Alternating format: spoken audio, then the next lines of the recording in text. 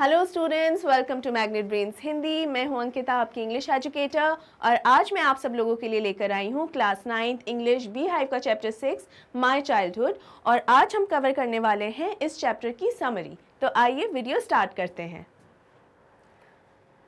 APJ Kalam, who was born into a middle-class Muslim family, Kalam had 3 brothers and 1 sister whom he shared and enjoyed his childhood with. His parents were kind-hearted and simple people with great moral values. Kalam spent his entire childhood and grew up living in his ancestral house. शुरुआत में ही आपको ये बताया गया है कि जो कलाम है उनकी फैमिली के बारे में बताया गया है, उनके भाई बहन कितने हैं, किस जगह पे वो रहते हैं और किस तरीके का घर है उनका। यानी कलाम जो है वो एक मिडिल क्लास मुस्लिम फैमिली में जन्मे हैं और उनके 3 भाई और 1 बहन, यानी वो टोटल 5 बहन भाई थे। 3 भाई थे उनके और 1 बहन थी उनकी। उसके अलावा उन्हीं के साथ उन्होंने अपना पूरा बचपन जिया है और इसके साथ उनके 3 दोस्त भी थे जिनके बारे में हम आगे जानेंगे। यहाँ पर हम सिर्फ इतना जानते हैं कि वो कुल 5 बहन भाई थे और उनका जन्म कौन सी जगह हुआ था? आर। ये नाम आपको अपने कमेंट सेक्शन में लिखना है कि आर से शुरू होने वाला वो कौन सा नाम है। वैसे तो आगे आ भी जाएगा शायद, लेकिन आगे हम बढ़े उससे पहले आपको अपनी कमेंट सेक्शन में बताना है स्टूडेंट्स कि कौन सी जगह उनका जन्म हुआ था। किसका? APJ अब्दुल कलाम का जन्म कहाँ पर हुआ था। ओके, इसके आगे है His parents were kind-hearted and simple people, मतलब बहुत ही सरल और बहुत ही अच्छे मन के व्यक्ति थे इनके माँ बाप। बहुत ही ज़्यादा सरल स्वभाव के थे। With great moral values. Moral values का मतलब क्या होता है? बहुत ही संस्कारी भावनाएं थी उनमें, बहुत ही समझदार लोग थे, ये बहुत ही हेल्पफुल लोग भी थे। तो ऐसे ही माहौल में अब्दुल कलाम और उनके भाई बहनों का बचपन बीता है। Kalam spent his entire childhood and grew up living in his ancestral house. Ancestral house का मतलब होता है पूर्वजों का घर। तो वो अपने पूर्वजों के घर में ही उन्होंने अपना पूरा बचपन बिताया है। और ये भी मैं बता दूं कि इनके पूर्वजों का घर जो था वो एक पक्का मकान था। ये वर्ड आपके चैप्टर में भी यूज़ हुआ है। पक्का हाउस, PUCCA, पक्का हाउस यानी पक्का मकान, जो लाइमस्टोन यानी चूने और ईंट से बना हुआ घर में उनका जन्म हुआ और वहीं पर उनका पूरा बचपन भी बीता है। आई होप स्टूडेंट्स अभी तक आपने उस जगह का नाम लिख दिया होगा जहाँ पर अब्दुल कलाम का जन्म हुआ था। वो शहर या डिस्ट्रिक्ट या गांव या जो भी वो इलाका, एरिया, रीजन, क्या नाम है उस जगह का, वो नाम आपने अभी लिख दिया होगा। ये है इसका हिंदी अनुवाद, आपके लिए पढ़ देती हूँ। APJ कलाम, इनका जन्म एक मध्यम वर्गीय मुस्लिम परिवार में हुआ था। कलाम के 3 भाई और 1 बहन थे जिनके साथ उन्होंने बचपन का आनंद उठाया। उनके माता पिता महान नैतिक मूल्यों वाले दयालु और सरल लोग थे। कलाम ने अपना पूरा बचपन अपने पैतृक घर में रहकर बिताया और वहीं पर वो बड़े भी हुए। यहाँ पर एक छोटी सी बात मैं ये भी बता दूँ स्टूडेंट्स कि ऑल्दो जो कलाम के जो पिता हैं उनके पास कोई भी ऑफिशियल डिग्री या कोई भी फॉर्मल एजुकेशन नहीं थी, यानी वो स्कूल्स या कॉलेजेस या यूनिवर्सिटीज़ ऐसे किसी इंस्टीट्यूशंस में तो नहीं गए थे, लेकिन उन्हें जीवन का बहुत ही एक्सपीरियंस था, जीवन का बहुत अनुभव था। वो बहुत ही समझदार थे। उनकी माँ भी बहुत समझदार, बहुत दयालु और बहुत ही ज़्यादा सहायता करने वाली महिलाओं में से रही हैं। बहुत ही ज़्यादा अच्छे माहौल में कलाम का जन्म हुआ है और बहुत ही अच्छे माहौल में उनकी परवरिश हुई है और ऐसे ही मॉरल वैल्यूज़ को लेकर वो बड़े हुए हैं। अब आगे बढ़ते हैं। The father of APJ Abdul Kalam was a very hard-working and simple person. His entire focus and priorities were to fulfill the necessities of his family and provide them with a decent life.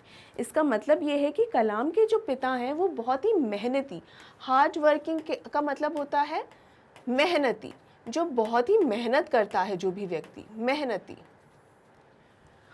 और बहुत ही सरल स्वभाव के व्यक्ति थे। साधारण से simple इंसान थे वो। उनका जो पूरा फोकस था, his entire focus and priorities, priorities का मतलब होता है प्राथमिकताएं, प्राथमिकताएं।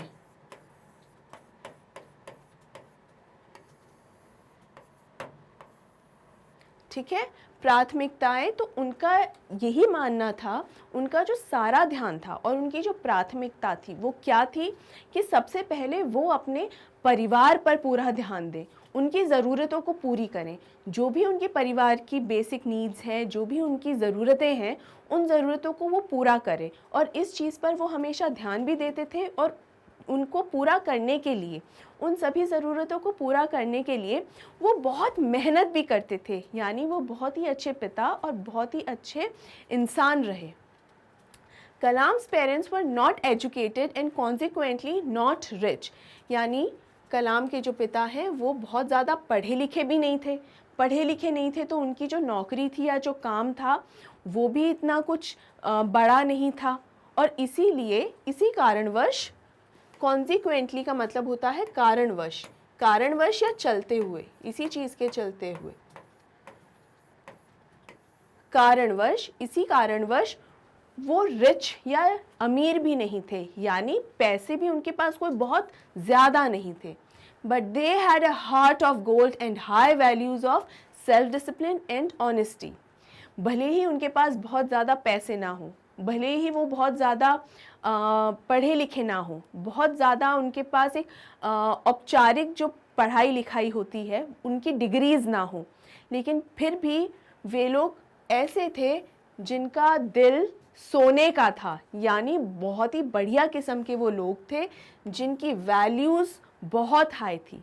वैल्यूज़ का मतलब होता है आपके जो संस्कार होते हैं, आपको जब किसी भी चीज़ का एहसास होता है तो उनके अंदर इस चीज़ को लेकर ये जो नैतिक मूल्य होते हैं उनका एहसास भी उन्हें बहुत था। उनके वैल्यूज़ बहुत ही हाई थे, सेल्फ डिसिप्लिन थे और ऑनेस्ट थे, बहुत ही ज़्यादा ऑनेस्ट थे। कभी भी धोखाधड़ी करके पैसे कमाना या हमारे पास बहुत ज़्यादा पैसे नहीं है तो किसी को चीट करके वो पैसे कमाना, ऐसा उन्होंने कभी नहीं किया।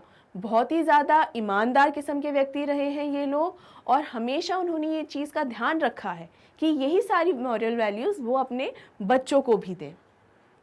They always urged their children to follow their dreams and never force their own decisions on them. इसका यही मतलब है कि इनके माँ बाप जो हैं उन्होंने कभी भी अपने फैसले अपने बच्चों पर नहीं थोपे कि हम जो चाहते हैं वही तुम्हें करना पड़ेगा, बल्कि ये इतने समझदार और इतने दयालु किस्म के लोग थे कि इन्होंने ये डिसीजन लिया था कि हमारे बच्चों ने जो डिसीजन लिया है उन्हें खुद को लेके, उन्हें अपने सपनों को पूरा करने के लिए उनके पीछे भागना भी चाहिए, अपने खुद के सपनों को पूरा करने के लिए मेहनत करनी चाहिए। अपने जो डिसीजंस हैं वो उन्हें लेने की पूरी पूरी इजाज़त रही। यानी इतना पढ़ा लिखा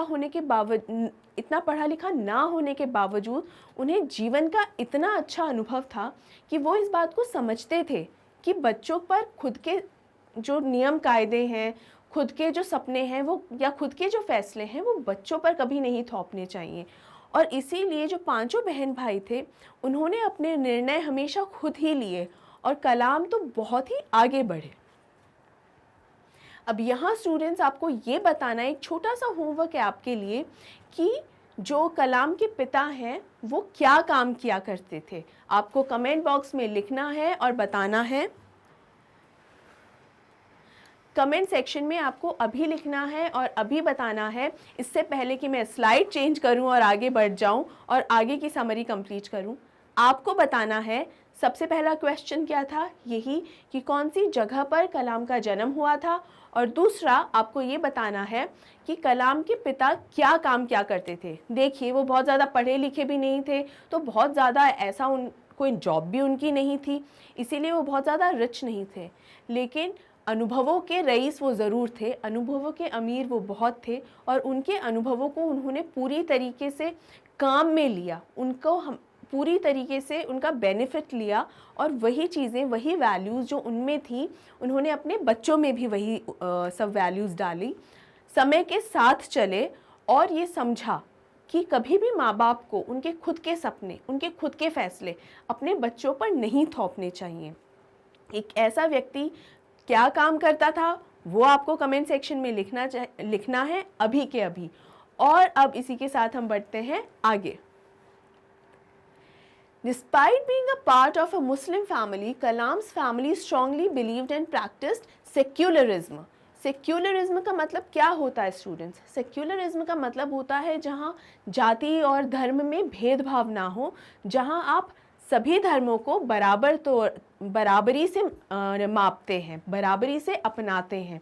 यानी यहाँ पर हिंदू अलग है, मुस्लिम अलग है, सिख या ईसाई अलग है, नहीं, ऐसा कुछ भी नहीं है। सब जातियों को समान तौर पे अपनाना। They believed in the equality of all religions and never belittled anyone in any regard as they were strictly against social inequality. ये एक बहुत ही important information है आपके लिए कि उनके माहौल भी बताने के लिए और ये भी बताने के लिए कि कलाम किस तरीके के माहौल में बड़े हुए हैं।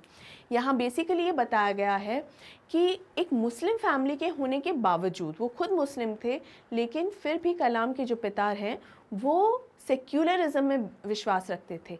इसका ये मतलब है कि वो सभी धर्म और जातियों को समानता से देखते थे, किसी भी तरीके का भेदभाव उनके मन में नहीं था किसी भी धर्म के प्रति। और वो कभी भी बिलिटल मतलब निचली दृष्टि से देखना, एकदम ओछी दृष्टि से देखना, ऐसा बिल्कुल नहीं करते थे कि वो किसी दूसरे धर्म को या किसी दूसरी जाति को या किसी भी व्यक्ति को जो मुस्लिम नहीं है उसको कभी भी बिलिटल नहीं करते थे, यानी एक नीच भावना से नहीं देखते थे। और वो बहुत ही खिलाफ थे सोशल इनइक्वालिटी के, यानी सामाजिक भेदभाव के खिलाफ रहे हैं। और उनकी जो खिलाफत है वो बहुत ही ज़्यादा स्ट्रॉन्ग रही है हमेशा से, सिर्फ कहने मात्र नहीं, करने मात्र से भी। The family happily enjoyed Hindu festivities and rituals. अब कहने तक तो सही है कि हाँ, हम सभी धर्मों को मानते हैं, उन्हें स्वीकार करते हैं, लेकिन जो कलाम के पिता हैं वो सिर्फ कहने भर के नहीं, करने भर के भी रहे हैं। किस तरह से? एक ऐसा फंक्शन है राम और सीता कल्याणम। राम और सीता कल्याणम मतलब राम और सीता की शादी का एक फेस्टिवल हुआ करता था यहाँ पे। कहाँ पे? उसी जगह का नाम आपको लिखना है स्टूडेंट्स कि जहाँ पे कलाम का जन्म भी हुआ। तो यहाँ पर एक फेस्टिवल किया जाता था, श्री सीताराम कल्याणम, ये उस फेस्टिवल का नाम है। और इस फेस्टिवल को करने के लिए क्या किया जाता था? मंदिर से जो सीता और राम की जो मूर्तियां हैं, मंदिर से लेके उन्हें पानी के रास्ते एक आइलैंड पे या एक द्वीप पर ले जाया जाता था। अब द्वीप पर ले जाने के लिए नाव चाहिए, तो नाव के ज़रिए लेकर जब जाते थे तो वो कौन लेकर जाते थे? कलाम के पिता ही उन मूर्तियों को लेकर जाने की रिस्पॉन्सिबिलिटी निभाते थे। यानी वो जितना किसी भी मुस्लिम फेस्टिवल या मुस्लिम्स का जो भी त्यौहार है उसमें जितना योगदान देते थे, उतना ही किसी हिंदू त्यौहार में भी उतना ही उनका पार्टिसिपेशन रहता था। और बहुत ज़्यादा ये और इनके परिवार इतना ज़ोर शोर से शामिल होते थे हर फंक्शन में या हर त्यौहार में, और पूरी तरीके से इंजॉय करते थे उसे। Also as a child Kalam heard a lot of stories of prophet. Prophet का मतलब होता है पैगंबर, एज वेल एज रामायण, यानी हमारे धर्म ग्रंथों की कहानियाँ या पैगंबर की कहानियाँ, इन दोनों की ही कहानियाँ सुन सुनकर कलाम बड़े हुए हैं। और उन्होंने कहानियाँ किससे सुनी है? अपनी ग्रैंड मदर और मदर यानी दादी से और माँ से। Which is sweet and clear evidence of the fact that the family had an open heart and mind regarding the nature of mankind. ये भी एक सबूत है कि इसीलिए चूँकि इनकी माँ, इनकी दादी इन्हें जो कहानियाँ सुनाई करती थी वो सिर्फ पैगंबर की नहीं होती थी जो मुसलमानों के हैं, बल्कि रामायण की कथाएं भी सुनाया करती थी। ये भी एक सबूत ही है इसी बात का। मैं हिंदी अनुवाद भी लगा देती हूँ इसके साथ। ये इसी बात का सबूत है और इसी बात को स्पष्ट कर देता है कि इनके परिवार में बिल्कुल भी धर्म भेद वाली भावना है ही नहीं, बल्कि सेक्युलरिज्म को ये फॉलो करते हैं। और इसीलिए हर धर्म की कहानियाँ कलाम को और बाकी बच्चों को, कलाम के जो बहन भाई हैं उनको वो कहानियाँ सुनाई गई हैं, वरना शायद वो सिर्फ अपने धर्म की कहानियाँ ही सुनाते, लेकिन ऐसा नहीं है। ये कुछ इंसिडेंट्स, ये कुछ चीज़ें ऐसी हैं स्टूडेंट्स जिससे ये पता चलता है कि क्यों कलाम ये कहते हैं कि वो और उनका परिवार सेक्युलर रहा है। ये एक इम्पॉर्टेंट क्वेश्चन बन सकता है आपके लिए, इसलिए इसे अच्छे से ये रीजंस हैं कि क्या प्रूव करता है कि कलाम और उनका परिवार सेक्युलर रहा है, किसी भी तरीके के जाति या धर्म भेदभाव में वो हिस्सा नहीं लेते हैं, बल्कि पूरी तरीके से सामाजिक भेदभाव के खिलाफ हैं। आई होप ये आपको अच्छे से समझ में आ गया होगा। और अब हम आगे बढ़ते हैं, लेकिन उसके पहले मैं आपको याद दिला दूं, आपको कलाम के पिता का नाम लिखना ज़रूरी है, आपको बताना है उनके पिता का नाम क्या है। साथ में आपको ये भी बताना है कि कलाम का जन्म कहाँ हुआ था, उस जगह का नाम बताना है, शहर या इलाका जो भी उसे कहते हैं उसका क्या नाम है, आर से शुरू होता है, इतना हिंट मैंने आपको दे दिया है। और जो नेक्स्ट क्वेश्चन है, थर्ड क्वेश्चन, वो फिर से कलाम के पिता के बारे में ही है कि कलाम के पिता क्या काम करते थे, उनका प्रोफेशन क्या था। ठीक है, ये तीनों के आंसर्स आपको कमेंट सेक्शंस में लिखने हैं जल्दी से एकदम। और आगे बढ़ते हैं।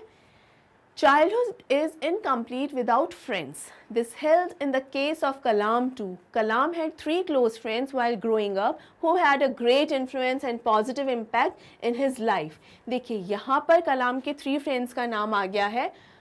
मेरे वीडियो में भी आपको तीनों फ्रेंड्स का नाम मिलेगा कि उनके फ्रेंड्स का नाम क्या है, लेकिन वो यहाँ पर मेंशन क्यों नहीं है, क्योंकि ये फिर से आपके लिए 4th होमवर्क है। आपको तीनों फ्रेंड्स का नाम बताना है कि कलाम के वो कौन से 3 फ्रेंड्स हैं जिनके बारे में यहाँ बात हो रही है। अब बढ़ते हैं इसके एक्सप्लेनेशन की ओर। यहाँ लिखा है कि चाइल्डहुड अपने फ्रेंड्स के बिना, अपने साथियों के बिना एकदम बचपन एकदम अधूरा होता है। वो क्या बचपन जहाँ पर आप खेल कूद नहीं सक रहे अपने फ्रेंड्स के साथ, जहाँ थोड़ी सी नोक झोंक ना हो रही हो और फिर से मन जाने वाली खुशी ना हो। तो जहाँ पे आपके फ्रेंड्स होते हैं, खेलने के लिए साथी होते हैं, वो बचपन सबसे बढ़िया होता है। और कलाम के केस में भी सेम यही बात थी। और कलाम के 3 बहुत ही क्लोज फ्रेंड्स रहे हैं जिनका नाम आपको बताना है। स्टूडेंट्स के 3 फ्रेंड्स रहे हैं जब वो बड़े हो रहे थे, और उन्हीं का एक बहुत ही गहरा और एक बहुत ही सकारात्मक प्रभाव, पॉजिटिव का मतलब होता है सकारात्मक, यानी बहुत ही एक सकारात्मक प्रभाव रहा है कलाम के ऊपर। यानी तीनों ही फ्रेंड्स ऐसे फ्रेंड्स थे कलाम के जिनकी दोस्ती ने कलाम को भी एक इंसान के तौर पे बेहतर किया, इम्प्रूव किया। आगे बढ़ते हैं। They always supported and motivated each other to be better every day. यानी ये जो चारों दोस्त थे वो हमेशा एक दूसरे की मदद करते थे, सहयोग करते थे, और हमेशा एक दूसरे के साथ इस तरीके से रहते थे कि चारों एक दूसरे से कुछ ना कुछ सीखें, कुछ ना कुछ समझें, और वो इम्प्रूव हो और हर रोज़ पहले से बेहतर बने। All these friends were from different cultural backgrounds but blended well with each other. यानी ये चारों ही फ्रेंड्स जो थे वो अलग अलग धर्म जाति के थे, यानी from different cultural backgrounds, यानी सेम कल्चर के नहीं थे, अलग अलग कल्चर के थे, लेकिन चारों ही blended well with each other, यानी चारों ही एक दूसरे के साथ जो इतना ज़्यादा मिलजुल कर रहते थे। ब्लेंडेड का मतलब होता है एकदम पूरी तरीके से घुल मिल जाना। तो इतना घुल मिल के वो रहते थे कि कहीं से ये समझ ही नहीं आता था कि कौन सा व्यक्ति कौन है, और समझ में आ भी जाता था अगर, जैसे एक इंसिडेंट है कि अगर कलाम ने एक टोपी पहन रखी थी क्लास में, जिससे टीचर ने आइडेंटिफाई कर लिया था कि वो एक मुस्लिम है, तो अगर इस तरीके के कुछ सिंबल्स से या साइंस से आपको पता भी चल जाए कि कौन सा व्यक्ति किस धर्म का या किस जाति का है, तो भी वो चारों इकट्ठे इतना घुल मिल के रहते थे कि आप ये नहीं समझ पाते थे, इस चीज़ का अनुमान नहीं लगा पाते थे कि ये अलग अलग होते हुए भी अलग नहीं है, एक ही है। There was no trace of racism or discrimination. Racism का मतलब क्या होता है स्टूडेंट्स? रेसिज्म का मतलब होता है भेदभाव, बुरी तरह, स्पेशली रंग भेद जो होता है। तो जिस भी चाहे धर्म, जाति, रंग के आधार पे किसी भी तरीके का जो बहुत ही कट्टर भेदभाव होता है उसे कहते हैं रेसिज्म।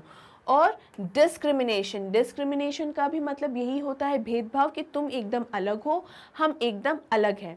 रेसिज्म और डिस्क्रिमिनेशन में डिफरेंस क्या होता है? रेसिज्म में डिफरेंस बेसिकली ये होता है कि कहीं ना कहीं ये अलग अलग तबके दिखा दिए जाते हैं कि आप ये हैं, आप ये हैं, और उसके आधार पे अन्याय किया जाए। डिस्क्रिमिनेशन के मामले में एक भेदभाव जो होता है वो वर्टिकल लेवल पे होता है, यानी एक सीधे लेवल पे, कि अगर हम इस आधार पे अगर विभाजन करते हैं तो ये सबसे ऊपर है, ये मध्य है, और ये सब निचले तबके पे हैं, और ये सबसे निचले तबके पे हैं। ये एक किस्म का डिस्क्रिमिनेशन होता है। हम साधारण भाषा में कह सकते हैं पार्शियलिटी करना, कि ये तो फेवरेट है और ये फेवरेट नहीं है। तो इस आधार पे डिस्क्रिमिनेट करना और जाति तक चले जाना, ये बहुत ही गलत है।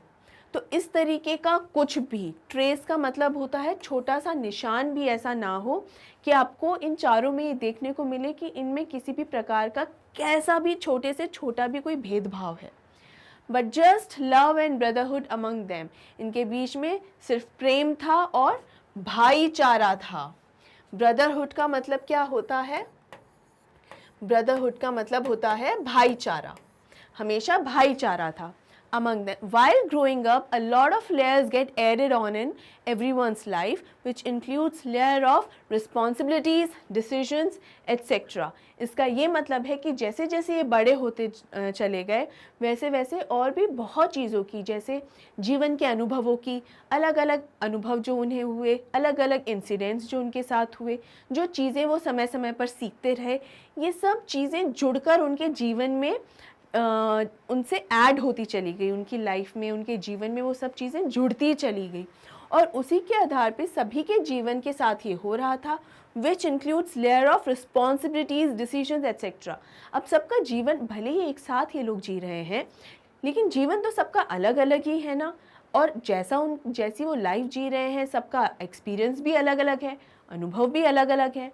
उसी के आधार पर इनके जीवन भी थोड़े थोड़े, जिस तरीके की रिस्पॉन्सिबिलिटीज़, जिम्मेदारियाँ इन पर जुड़ती चली गई, उसी तरीके की जिम्मेदारियाँ इन पर जुड़ती चली गई, क्योंकि इन्होंने अपने जीवन के प्रवाह जिस डायरेक्शन में फ़्लो था, उसी के अकॉर्डिंग इन्होंने कुछ डिसीजंस लिए, कुछ निर्णय लिए, और उसी निर्णय के आधार पे इनके ऊपर और भी ज़्यादा रिस्पॉन्सिबिलिटीज़ आ गई और ड्यूटीज़ आ गई, और वो रिस्पॉन्सिबिलिटीज़, डिसीजंस और ड्यूटीज़ ने इनकी लाइफ को, चारों की ही लाइफ को अलग अलग एक डायरेक्शन दे दिया। आई होप स्टूडेंट्स यहाँ तक आपको बिल्कुल क्लियर है, एंड आई एम श्योर यहाँ तक आपने सभी क्वेश्चंस का आंसर भी कमेंट सेक्शंस में लिख दिया होगा। देखिए स्टूडेंट्स, ये आपके लिए एक रिवीजन की तरह है, समरी तो मैं आपको बता ही रही हूँ, लेकिन ये एक रिवीजन की तरह है। टाइम टाइम पे आप बताते रहिए, ताकि आपसे बाकी के क्वेश्चंस जो हम आगे चल के अगले वीडियोज़ में करेंगे, वो आपको सॉल्व करना आसान हो। मेरे 4 क्वेश्चंस का आंसर आप देंगे, मैं एक बार रिपीट कर देती हूँ। आपको बताना है कि कलाम के पिता का नाम क्या है, आपको बताना है कलाम के पिता का काम क्या है, यानी उनका प्रोफेशन क्या है, आपको ये भी बताना है कि कलाम का जन्म कौन सी जगह पे हुआ था, और 4th क्वेश्चन है कलाम के तीनों फ्रेंड्स का क्या नाम है। ठीक है, जल्दी से इन आंसर्स को लिख दीजिए कि इन क्वेश्चंस के क्या आंसर्स हैं, और इसी के साथ हम बढ़ते हैं अपने अगले एक्सप्लेनेशन पर। ये था हिंदी अनुवाद। इस हिंदी अनुवाद में भी यही बताया गया है कि कितना भाईचारा था इन चारों फ्रेंड्स के अंदर। सब अलग अलग धर्म, समाज और कल्चरल डिफरेंसेस के साथ थे, लेकिन फिर भी आपस में सिर्फ भाईचारा देखने को मिलता था। कभी भी ये नहीं था कि इनमें किसी भी तरीके का कोई भी भेदभाव है, और इनके जीवन के अनुसार, इनके जीवन के अनुभवों के अनुसार अलग अलग राह दिशा इनके जीवन को मिलती रही, और उसी हिसाब से इनके जीवन की एक दिशा भी बन गई। अब बढ़ते हैं आगे। The story prominently highlights an instance from Kalam's childhood when he was in his 5th grade. Kalam generally had a habit of wearing a cap which gave him a distinct Muslim look. अब यहाँ पर जो एक टोपी पहनी थी कलाम ने, उसको लेकर और अपने धर्म को लेकर उनके साथ एक इंसिडेंट जो हुआ था, उसके बारे में कलाम यहाँ बताते हैं। हुआ ये कि एक बार जो प्रोमिनेंटली हाइलाइट्स की बात जो कर रहे हैं, यानी अपने बचपन के उन्होंने कुछ ऐसे इंसिडेंट्स बताए हैं जो उनके धर्म के कारण हुए, यानी उनके मुस्लिम होने के कारण हुए। और वो ये था कि जब वो सिर्फ 5th क्लास में थे, 5th ग्रेड में थे, और कलाम की क्या हैबिट थी, चूंकि वो मुस्लिम थे तो एक सफ़ेद रंग की स्कल कैप पहना करते थे, यानी एक टोपी पहना करते थे छोटी सी, क्योंकि वो मुस्लिम थे। और इसी वजह से उन्हें एक देखते ही पता चल जाता था लोगों को कि ये एक मुस्लिम लड़का है। अब आगे क्या हुआ? आगे ये हुआ कि also he liked to sit on the same bench with one of his classmates named Ramnath, whose father was a Hindu priest. As children, they both always felt happy sitting next to each other. यानी यहाँ क्या हुआ, school में जब जाते थे, जब वो 5th क्लास में थे, तो वहाँ पर वो कहाँ बैठा करते थे? जो सबसे पहली बेंच थी। ही वॉज़न्ट अ बैक बेंचर येट। वो शायद आगे चल के बैक बेंचर बन जाते हैं, कुछ स्टोरीज़ में मशहूर है इसके बारे में, ज़रूर चेक कीजिएगा। लेकिन अभी तक वो बैक बेंचर नहीं थे, फ्रंट बेंच पे बैठना पसंद करते थे। और वो अपनी बेंच किसके साथ शेयर करते थे? उनका जो एक क्लासमेट था, यानी क्लास में साथ में पढ़ने वाला एक स्टूडेंट, उसका नाम है रामनाथ। पूरा नाम है रामनाथ शास्त्री। रामनाथ शास्त्री के जो पिता हैं वो एक हिंदू मंदिर में क्या हैं? पुजारी, और बहुत ही अच्छे तबके के पुजारी हैं, बहुत ही समाज में प्रतिष्ठित है। यानी एक ब्राह्मण लड़का और मुस्लिम लड़का दोनों साथ एक ही बेंच पर बैठते थे। और दोनों ही बच्चे जो हैं वो बहुत, ऐसा नहीं कि सिर्फ कलाम ही उसके साथ बैठना चाहते थे, दोनों ही बच्चे एक दूसरे के साथ हमेशा साथ बैठते थे और खुश भी रहते थे। अभी आगे क्या हुआ, ये इसका हिंदी अनुवाद भी है, जिसमें यही बताया गया है कि एक दूसरे की बगल में जब ये बच्चे बैठते थे तो ये नहीं देखते थे कि कौन किस धर्म का है, किस जाति का है। वो सिर्फ एक दूसरे के लिए इंसान थे, बच्चे थे, और एक दूसरे के साथ बैठना और बातें करना, खेलना कूदना पसंद था उन्हें। अब कौन ब्राह्मण है, कौन मुस्लिम है, इस बात का तो इन बच्चों को ख्याल ही नहीं था। अब देखते हैं आगे क्या होता है। However, there was a new teacher who showed signs of narrow-mindedness and therefore couldn't tolerate this beautiful bond. Narrow-mindedness का मतलब होता है छोटी विचारधारा, जिसका दिमाग बिल्कुल भी खुला हुआ ना हो, यानी बहुत ही छोटी सोच वाला, छोटी सोच वाला व्यक्ति। और एक छोटी सोच वाला व्यक्ति कौन था? इन लोगों का टीचर था। ये एक नया और यंग टीचर था जो अभी अभी इनकी स्कूल में आया था। और जब इसने देखा कि एक मुस्लिम और एक ब्राह्मण लड़का एक दूसरे के साथ बैठे हैं और खुश भी है, तो ये ब्यूटीफुल बॉन्ड इनमें जो था, ये जो एक बहुत ही सुंदर एक कनेक्शन इन दोनों बच्चों में था, वो उस कनेक्शन को देखकर वो उसे बर्दाश्त ही नहीं कर सका। टॉलरेट का मतलब होता है बर्दाश्त, तो वो बर्दाश्त नहीं कर सका कि एक मुस्लिम और ब्राह्मण लड़का एक दूसरे के अगल बगल में तो बैठे ही हैं और खुश भी हैं। He made a deliberate attempt to shift Kalam to the back bench so that the two friends could no longer sit together. This instance broke the hearts of Kalam and his friend Ramnath. हुआ क्या? यहाँ पर उस new and young teacher ने कलाम को पिछली bench पर जाकर बैठने को कहा, सिर्फ इसलिए क्योंकि वो मुस्लिम थे। और हुआ ये कि जैसे ही ऐसे हुआ, दोनों ही जो फ्रेंड्स थे वो अब साथ नहीं बैठ सकते थे। और इस इंसिडेंस की वजह से हुआ ये कि कलाम और उसका जो फ्रेंड है रामनाथ शास्त्री, ये दोनों को बहुत बुरा लगा और इन दोनों का दिल ही टूट गया। उन्हें एक दूसरे के साथ बैठना सिर्फ इसलिए पसंद नहीं था, ये इसका हिंदी अनुवाद है, साथ बैठना सिर्फ इसलिए पसंद नहीं था कि बस क्लासमेट्स हैं और एक दूसरे के साथ कंफर्टेबल हो गए। बहुत अच्छे दोस्त भी थे ये लोग, एक दूसरे के साथ बातें करना, खेलना कूदना पसंद था इन्हें, और इन्होंने अपना बचपन साथ में जिया है। इनकी कलाम की पीछे बेंच पर भेज देने का अर्थ है कि वो जो बॉन्ड है, वो जो एक कनेक्शन है, कहीं ना कहीं उसे तोड़ना, उस पर डायरेक्ट अटैक करना। और वो चीज़ दोनों ही बच्चों को बिल्कुल पसंद नहीं आई। और रामनाथ शास्त्री तो इस बात पर रोने भी लग गया था, क्योंकि बच्चे छोटे ही थे। ये बात समझ पाना कि ऐसा क्यों हुआ वो उनकी समझ के बाहर था अभी, क्योंकि वो इतने मैच्योर नहीं थे। लेकिन इतनी कम उम्र में इस तरीके का एक इंसिडेंट को फेस करना भी अपने आप में काफ़ी नेगेटिव है। लेकिन आखिर में जाके होता क्या है? होता ये है कि कहीं ना कहीं ये एक पॉजिटिव इम्पैक्ट ही छोड़ता है दोनों ही बच्चों पर, रामनाथ शास्त्री पर भी और एपीजे अब्दुल कलाम पर भी। अब ऐसा क्या हुआ कि उन्हें एक पॉजिटिव इम्पैक्ट छोड़ता है ये इंसिडेंट उनके ऊपर? आइए जान लेते हैं। Both the children informed their parents about the sad incident to which Ramnath's father came to meet their teacher and asked them to stop spreading communal hatred and social inequality. जैसे ही दोनों बच्चे घर आए, उन्होंने अपने अपने माता पिता को इस बारे में बताया और रामनाथ शास्त्री के जो पिता हैं उन्हें इतना ज़्यादा गुस्सा आया ये इंसिडेंट सुन के कि वो उसी वक्त, जो एक मंदिर के पुजारी रहे हैं, उसी वक्त वो उस टीचर के पास गए और टीचर को कहा कि ये जो एक कम्युनल हेट्रेड है, कम्युनिटीज़ और ये जो सोशल इनइक्वालिटी है, सोशल इनइक्वालिटी सामाजिक भेदभाव है और कम्युनल हेट्रेड का मतलब है कि अपनी अपनी बस कम्युनिटीज़ पर ही इम्पोर्टेंस देना, अपनी अपनी कम्युनिटीज़ धर्म समाज को ही स्वीकारना और मान सम्मान देना और बाकी कम्युनिटीज़ को लेकर एक नफ़रत फैलाना, ये उस टीचर को नहीं करना चाहिए, ये बहुत ही गलत है। तो ये बात कहने के लिए रामनाथ शास्त्री के पिता उसी वक्त उस टीचर के पास गए। He even demanded an apology and warned in case if the teacher refuses, then he must quit. In response to this, the teacher quickly made an apology and reformed his behavior. इसका क्या अर्थ है? ये हिंदी अनुवाद मैंने आपके लिए लगा दिया है। और अब हुआ क्या?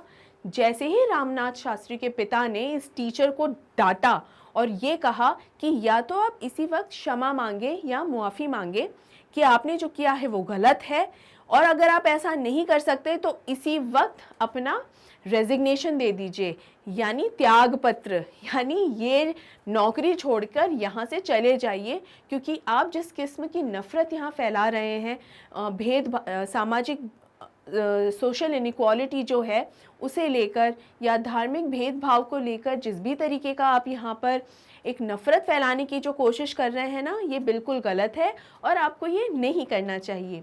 जैसे ही ये हुआ वैसे ही जो टीचर था उसने उसी वक्त सबसे सॉरी भी कहा, माफ़ी भी मांगी और वो रिफॉर्म भी हो गया। रिफॉर्म का मतलब होता है उसकी मानसिकता में एक पॉजिटिव चेंज भी आ गया, ये समझ में उसे आ गया कि वाकई में उसने जो किया वो गलत था, ऐसा नहीं करना चाहिए। सभी लोग बराबरी से रहने का अधिकार रखते हैं और भेदभाव कर कर हमें किसी भी प्रकार की नफ़रत समाज में नहीं फैलानी चाहिए। अब चलिए स्टूडेंट्स आगे बढ़ते हैं। There was another such incident from Kalam's childhood which never fails to touch the hearts of the people. There was an occasion where Abdul was invited by his science teacher and invited him to come home for dinner. The wife of the science teacher was skeptical about her beliefs in religious segregation and was therefore reluctant to serve him food. Reluctant का मतलब ये है कि कुछ नहीं चाहते हुए करना, कि reluctant है मतलब hesitate हो रही है, कोई काम नहीं करना चाह रही है उसकी वाइफ, तो इसलिए मनाही होना, ठीक है। सेग्रीगेशन का मतलब क्या होता है? सेग्रीगेशन का मतलब होता है सेपरेट, ठीक है, सेपरेट पार्ट्स के अंदर किसी चीज़ को बांट देना, अलग अलग बांट देना।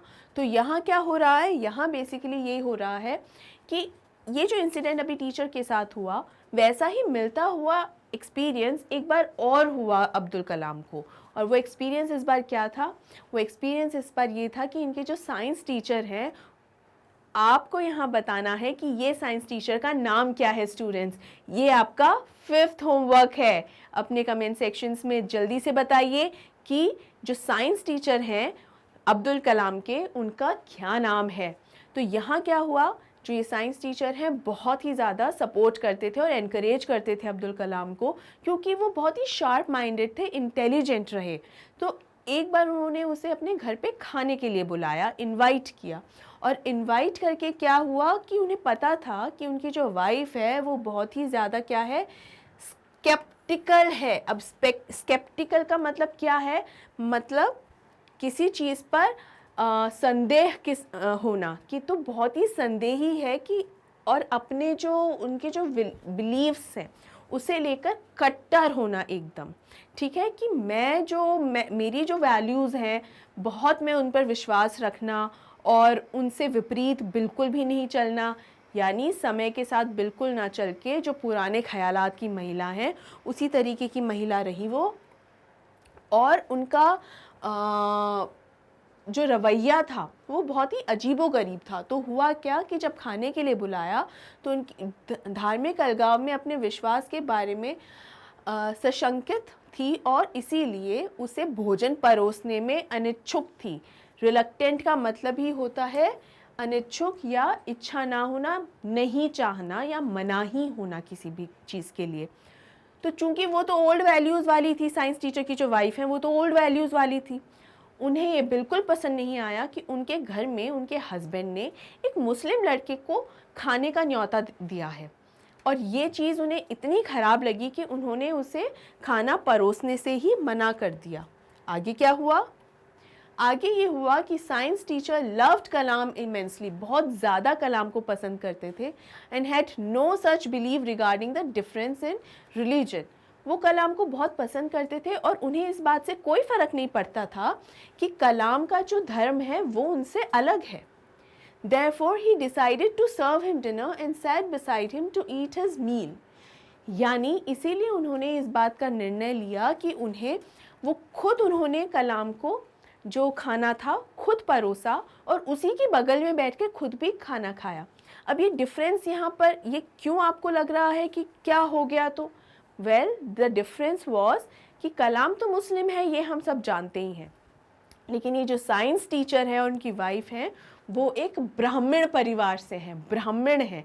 तो इसीलिए यहाँ पर इनकी वाइफ तो बहुत रिलक्टेंट हो रही थी कि मैं इसे खाना नहीं परोसूं, लेकिन जो इनके हस्बैंड हैं या कलाम की जो साइंस टीचर हैं उनमें इस तरीके का कोई भेदभाव वाला विचार नहीं था। उन्होंने ना कि सिर्फ कलाम को खाना परोसा बल्कि वो उसके बगल में बैठकर खाना खाया भी। His wife observed all this from standing behind the door, and this melted her heart a little and gradually changed her. इसका ये मतलब हुआ कि जब साइंस टीचर की वाइफ ने ये सब अपने आंखों से देखा तो उन्हें बहुत ही बुरा लगा, उनका मन भी कहीं ना कहीं पिघल गया कि मेरे हस्बैंड जो इतने पढ़े लिखे हैं, एक विज्ञान के शिक्षक हैं, वो जब खुद उस बच्चे को खाना परोस सकते हैं और उसके बगल में बैठकर खुद भी खाना खा सकते हैं, और ये बच्चा जिसने जिस तरीके से खाना खाया है, जिस तरीके से खाना खाने के बाद फ़र्श साफ़ कर दिया है, क्योंकि ये एक तरीका भी है वहाँ खाना खाने का, जब भी ज़मीन पे बैठ के खाना खाते हैं और कुछ गिर जाता है तो हम हमेशा उसे साफ़ करके उठते हैं। तो जब साइंस टीचर की वाइफ ने ये सब होते हुए देखा कि ना तो इसका खाना खाने का तरीका अलग है, ना पानी पीने का तरीका अलग है, और खाना खाने के बाद बहुत ही तमीज़ से और अच्छे से फ़र्श भी इसने साफ़ किया है, और मेरे पति खुद ही उनके साथ बैठ रहे हैं, खाना खा रहे हैं, उसे खाना परोस भी रहे हैं, तो फिर इतना क्या डिफरेंस है, क्यों मैं ऐसा क्यों नहीं कर सकती? धीरे धीरे उसका मन भी पिघल गया और धीरे धीरे उसे ये चीज़ की समझ भी आई कि वो जो करती आ रही है आज तक वो गलत है, और अब उसे समय के साथ सुधरना बदलना चाहिए, और बिना ये देखे कि किसी का क्या धर्म है, कोई किस जाति से है, ये देखे बिना उस व्यक्ति को अपनाना चाहिए। Hence, when Kalam was invited the second time, the wife of the science teacher served him with the meal, but from the kitchen. The science teacher was happy that his wife's thought process changed at least bit by bit. ये हिंदी अनुवाद है इसका, और इसमें भी यही समझाया गया है कि जब जो साइंस टीचर की वाइफ हैं उनका मन भी पिघल गया, उन्हें ये भी समझ में आ गया कि समय के साथ चलना तो आवश्यक है ही, किसी भी व्यक्ति के धर्म और जाति को देखना नहीं चाहिए। और इसीलिए जब साइंस टीचर ने कलाम को दोबारा इनवाइट किया अपने घर पे डिनर के लिए, तो इस बार साइंस टीचर को खाना परोसने की मेहनत नहीं करनी पड़ी, इस बार उनकी वाइफ ने ही कलाम को खाना भी परोसा, उसे खाना खिलाया। तो ये इस बात का एक साइन है, यही संकेत करता है कि कलाम जो साइंस टीचर की जो वाइफ हैं उनमें ये बदलाव बहुत ही बेहतरीन रूप से आया, और उन्हें इस बात की समझ भी बहुत अच्छे से आई कि कोई भी व्यक्ति अलग नहीं होता, बस उसे अपनाने की देरी होती है। जब कलाम को दूसरी बार आमंत्रित किया गया तो विज्ञान शिक्षक की पत्नी ने उन्हें भोजन परोसा, लेकिन इस बार रसोई से, यानी रसोई में ही बैठाकर परोसा था। पहले तो रसोई में एंट्री भी नहीं दी थी। विज्ञान शिक्षक खुश थे कि उनकी पत्नी की विचार प्रक्रिया कम से कम थोड़ी थोड़ी करके बदल गई। देखिए, एक झटके से चेंज आ जाना और एक झटके में आपको ओवरनाइट ये ख्याल आ जाना कि हाँ ऐसे नहीं करना चाहिए, ऐसे करना चाहिए, वो तो स्टूडेंट्स संभव बिल्कुल नहीं है। लेकिन धीरे धीरे बदलाव आने आरंभ हो जाना ये बहुत ज़रूरी है, और वो ही अभी यहाँ पर हुआ। आगे बढ़ते हैं। By the time the Second World War ended, Kalam had grown up and thus his upbringing came to an end. He went out for his further studies at Ramnathpuram upon receiving permission from his parents. Although he was one of the most lovable children of the family, at some point in life his parents had to be strong to let him go and live his dreams. अब जब second world war ख़त्म होने पर था, यानी 1944 के आसपास की बात रही होगी, अब जो कलाम है वो भी ही was a grown up man, मतलब अब युवा हो चुके थे, और इसीलिए उनकी जो अपब्रिंगिंग भी थी, यानी अब वो बड़े हो गए हैं तो अब उनका लालन पालन की ज़रूरत नहीं है, क्योंकि अब वो एक मैच्योर, एक ग्रोन अप मैन हो चुके हैं, और इसीलिए वो आगे की पढ़ाई के लिए रामनाथपुरम जाना चाहते थे, और इस चीज़ के लिए उन्होंने अपने पिता से परमिशन भी ले ली थी। हालांकि he was one of the most lovable children, इसका मतलब है कि पांचों भाई बहन में सबसे चहीते बच्चे कलाम ही रहे हैं। At some point in life his parents had to be strong to let him go and live his dreams। इसका मतलब ये है कि हालांकि सबसे पसंदीदा बच्चे रहे हैं वो अपने पांचों भाई बहनों में से, एक समय ऐसा आता ही है जहां माँ बाप को एकदम मन कड़ा करके बच्चे को खुद से दूर भेजना ही है। यदि तो अगर माँ बाप चाहते हैं कि उनके बच्चे आगे बढ़ें और ग्रो करें और इम्प्रूव करें लाइफ में और उनका डेवलपमेंट हो, तो ये समझना बहुत ज़्यादा ज़रूरी होता है कि बच्चे को बाहर निकलने की ज़रूरत है, एक बेहतर जगह जाने की ज़रूरत है। इसीलिए जिस जगह उनका जन्म हुआ था, स्टूडेंट्स नाम लिखना है, उस जगह से बाहर निकल के रामनाथपुरम डिस्ट्रिक्ट जाने की इजाज़त जब कलाम ने मांगी उनके पेरेंट्स से, वो इजाज़त उन्होंने दे दी कलाम को, और यही कहीं ना कहीं इनके पेरेंट्स का जो सपोर्ट रहा है कलाम को, कहीं ना कहीं वो भी बहुत बड़ा कारण है क्यों कलाम अपने जीवन में वो सब कर पाए जो उन्होंने किया। अब आगे बढ़ते हैं। Kalam's life was shaped by friendship as he was growing up in Rameshwaram.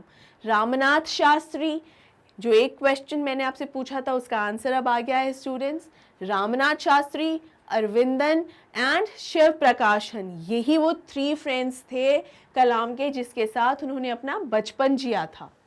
All from traditional Hindu Brahmin households were his closest pals. Pals मतलब होता है friends. Pals का मतलब होता है friends, दोस्त या साथी। And they never discriminated against each other because of their religion or caste। यानी कलाम की जो लाइफ में, जो कलाम के जीवन में उनके दोस्तों का और उनकी दोस्ती का बहुत ही अहम रोल रहा हुआ है, बहुत ही अहम भूमिका रही हुई है। जब वो बड़े हो रहे थे, कहाँ? रामेश्वरम में। ये आ गया है मैं सबसे पहले क्वेश्चन का आंसर कि वो कहाँ पे पैदा हुए थे, रामेश्वरम में ही पैदा हुए थे स्टूडेंट्स। और ये तीनों वो दोस्त हैं जो उनके साथ हमेशा से रहे। ये तीनों ही हिंदू, ट्रेडिशनल हिंदू फैमिली से थे, यानी कलाम थे मुस्लिम और इनके तीनों फ्रेंड्स थे हिंदू, लेकिन फिर भी बहुत ही बढ़िया और अच्छा बचपन, बहुत ही अच्छी दोस्ती इन्होंने जी है। और कभी भी किसी प्रकार का भेदभाव नहीं रहा है जाति, धर्म या जाति के आधार पर। इन चारों में कभी भी कोई भी डिस्क्रिमिनेशन या भेदभाव नहीं रहा। He and his pals pursued different career paths as they grew older.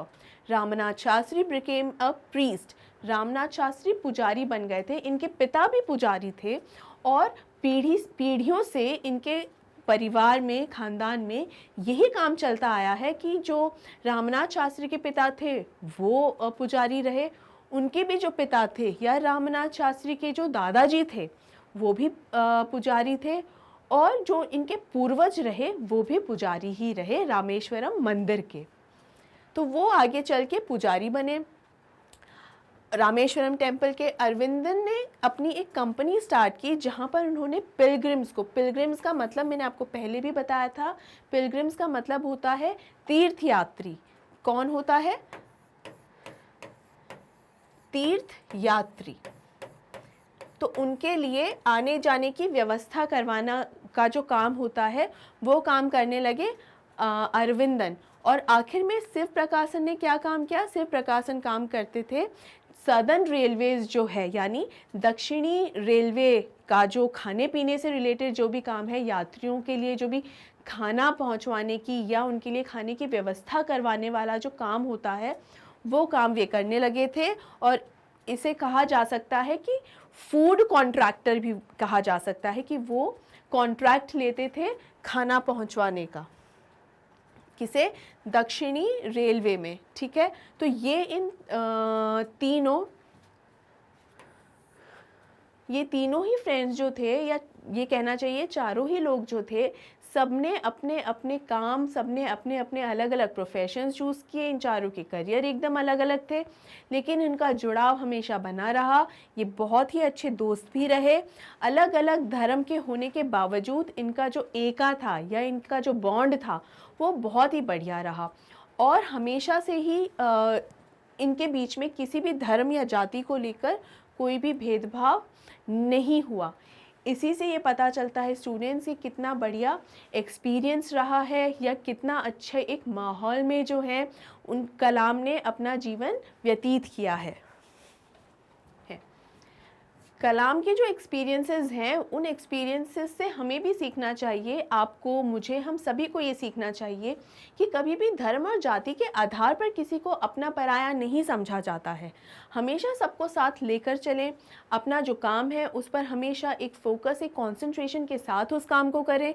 यहाँ हम कलाम से तो सीख ही रहे हैं, कलाम के एक्सपीरियंसेस से भी सीख रहे हैं, लेकिन कलाम के जो पिता हैं उनसे भी बहुत कुछ सीखने को हमें मिल सकता है। मैंने आपसे पूछा था कलाम के पिता का नाम क्या है? कलाम के पिता का नाम है जनालुद्दीन। ये है सही आंसर। आई होप आपने अपने कमेंट्स में यही आंसर लिखा होगा स्टूडेंट्स।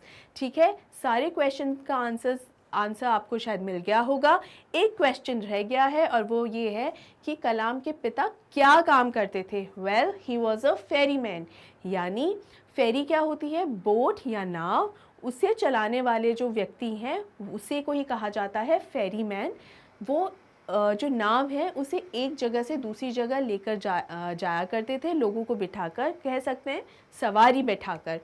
और हिंदू फेस्टिविटीज़ में भी, और एक फेस्टिवल जो है राम सीता कल्याणम, उसमें भी जो आइडल्स या भगवान की जो मूर्तियां हैं उनको वो अपनी नाव में बैठाकर, जहाँ पर ये शादी का जो फेस्टिवल जहाँ पर भी सेलिब्रेट किया जा रहा था उस जगह पर लेकर जाते थे। यानी मुस्लिम त्यौहार हो या हिंदू त्यौहार, सब में ये सभी लोग समान तौर पे पार्टिसिपेट करते थे।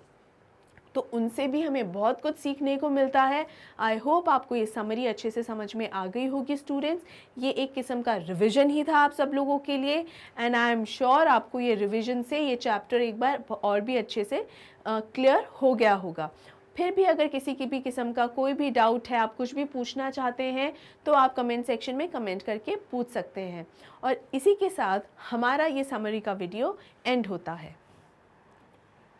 और मैं आपको बता दूं कि मैग्नेट ब्रेन्स आपके लिए लेकर आता है हाई क्वालिटी एजुकेशन और आपको प्रोवाइड करवाता है ये सभी टॉप कोर्सेज, वो भी एकदम फ्री ऑफ कॉस्ट। अगर आपको ई नोट्स या ई बुक्स चाहिए तो उसके लिए आपको लिंक्स डिस्क्रिप्शन बॉक्स में दिए गए हैं, आप विजिट कर सकते हैं। और अगर आपको वीडियोस के एक्सेस चाहिए तो आप www.magnetbrains.com पर भी विजिट कर सकते हैं। इसके अलावा आप हमें इंस्टाग्राम, टेलीग्राम, फेसबुक या ट्विटर पे भी फॉलो कर सकते हैं। वहाँ आपको सभी किस्म की लेटेस्ट अपडेट्स मिल जाएंगी बहुत ही ईजीली। अब अगर आपको ये वीडियो भी पसंद आया हो तो इसे लाइक और शेयर करना बिल्कुल भी मिस नहीं करना है स्टूडेंट्स, और मैग्नेट ब्रेन्स हिंदी को इसी वक्त सब्सक्राइब करना है। Thank you so much.